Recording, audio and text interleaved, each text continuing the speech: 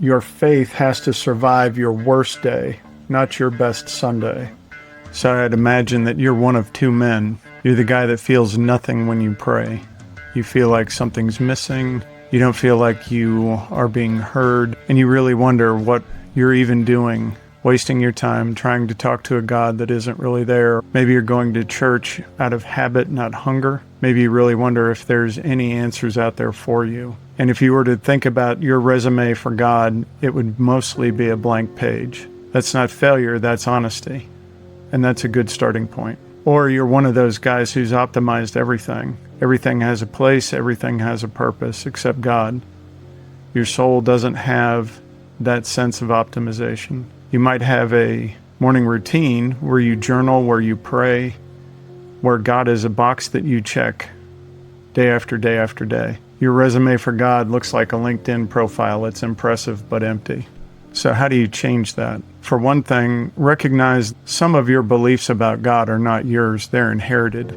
Most of us have what I would call an inherited faith. They're things we learned through our parents' church, through our grandparents' church, where we came to understand God through a culture, through a family history that's not necessarily helpful for us. It's not necessarily what we have experienced in our own lives.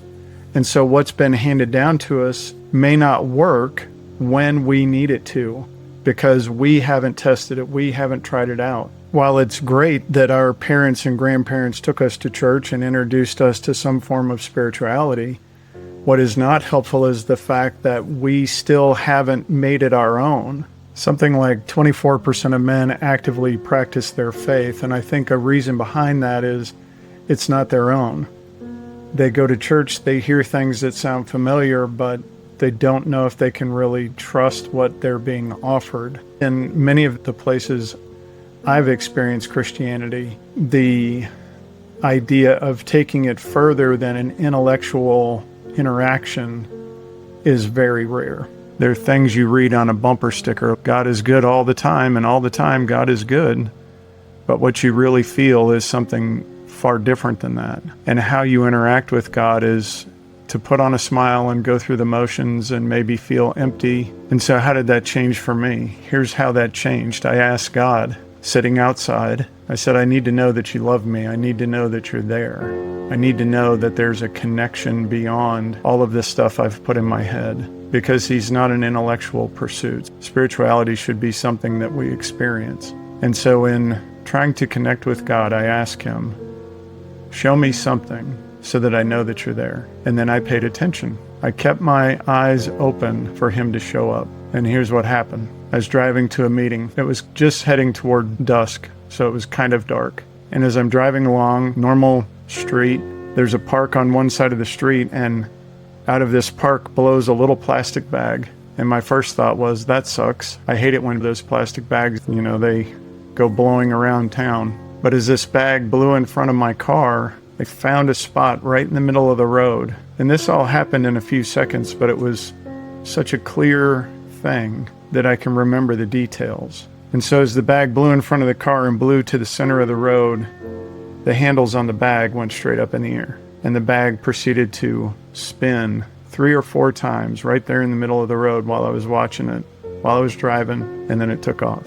And that was one of a few moments where God showed up for me. And it really helped me to stop putting God in this place of knowledge and started putting him in a place of experience and relationship. And one of the other things that I found really helpful was to sit down and write out the resume of God. If I'm going to have a God of my understanding, who is he? How would I like him to be in my life? And so I sat down with a piece of paper and I wrote out a whole bunch of things that I thought the God that I need, the God that I really want in my life would have all of these characteristics. And based on what I know, of course he has all those characteristics. But based on what I've experienced, what I've come in contact with, not coming back from the religious weekend experience where just everything's all upbeat, but the things I feel when I see a plastic bag blow in the road, when I sit in nature and I experience what is going on around me. That's when my spiritual relationship goes deeper. There's a story about David